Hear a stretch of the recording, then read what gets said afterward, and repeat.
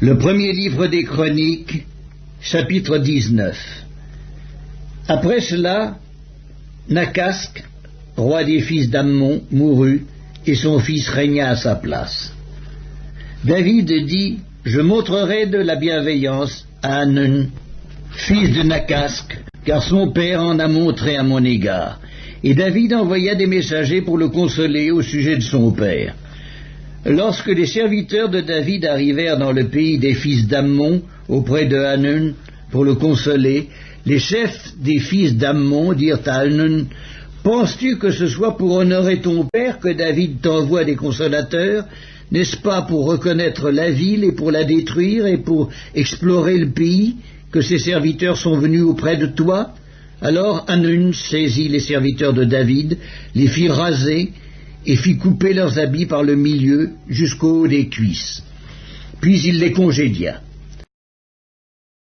David, que l'on vint informer de ce qui était arrivé à ces hommes, envoya des gens à leur rencontre car ils étaient dans une grande confusion. Et le roi leur fit dire, « Restez à Jéricho jusqu'à ce que votre barbe ait repoussé et revenez ensuite. » Les fils d'Ammon virent qu'ils s'étaient rendus odieux à David, et Hanun et les fils d'Ammon envoyèrent 1000 talents d'argent pour prendre à leur solde des chars et des cavaliers chez les Syriens de Mésopotamie et chez les Syriens de Maaka et de Tsoba. Ils prirent à leur solde 32 000 chars et le roi de Maaka avec son peuple, lesquels vinrent camper devant Médéba. Les fils d'Ammon se rassemblèrent de leur ville et marchèrent au combat.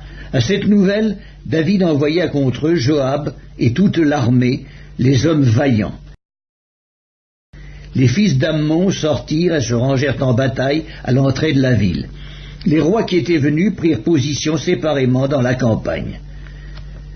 Joab vit qu'il avait à combattre par devant et par derrière. Il choisit alors sur toute l'élite d'Israël un corps qu'il opposa aux Syriens. Et il plaça sous le commandement de son frère Abiscaï le reste du peuple pour faire face aux fils d'Ammon. Il dit, « Si les Syriens sont plus forts que moi, tu viendras à mon secours, et si les fils d'Ammon sont plus forts que toi, j'irai à ton secours. Sois ferme et montrons du courage pour notre peuple et pour les villes de notre Dieu, et que l'Éternel fasse ce qui lui semblera bon. » Joab, avec son peuple, s'avança pour attaquer les Syriens, et ils s'enfuirent devant lui. Et quand les fils d'Ammon virent que les Syriens avaient pris la fuite, ils s'enfuirent aussi devant Abiscaï, frère de Joab, et rentrèrent dans la ville, et Joab revint à Jérusalem. Les Syriens, voyant qu'ils avaient été battus par Israël, envoyèrent chercher les Syriens qui étaient de l'autre côté du fleuve. Et Scophak, chef de l'armée d'Adarézer, était à leur tête. On l'annonça à David, qui assembla tout Israël, passa le Jourdain, marcha contre eux, et se prépara à les attaquer.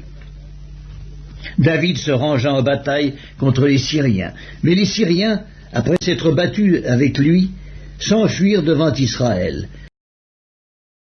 David leur tua les troupes de 7000 chars et 40 000 hommes de pied, et il fit mourir Scophak, chef de l'armée. Les serviteurs d'Adarézer, se voyant battus par Israël, firent la paix avec David, et ils lui furent assujettis. Et les Syriens ne voulurent plus secourir les fils d'Ammon.